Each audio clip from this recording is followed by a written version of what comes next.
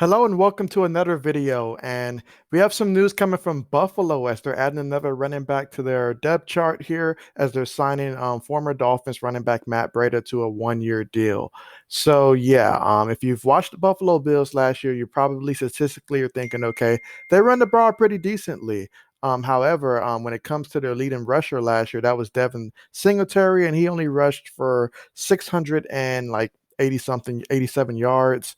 And then they also had Zach Moss, who was a rookie, but he only accounted for 400 something yards. So they definitely needed to add another running back, to say the least, try to take some of that pressure off of a Josh Allen, so he doesn't have to pretty much do it all through the air and run.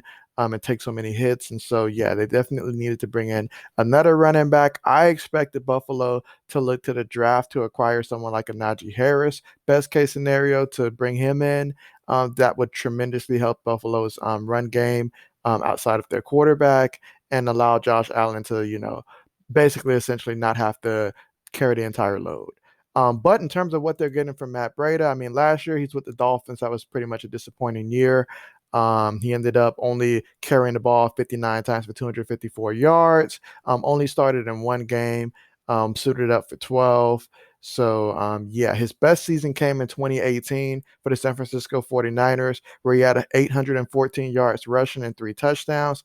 And he also added 261 yards through the air and two additional touchdowns, which totaled him out to 1,075 yards and five touchdowns that season. Throughout his career, he has a total of 2,813 yards and 10 touchdowns alongside six fumbles.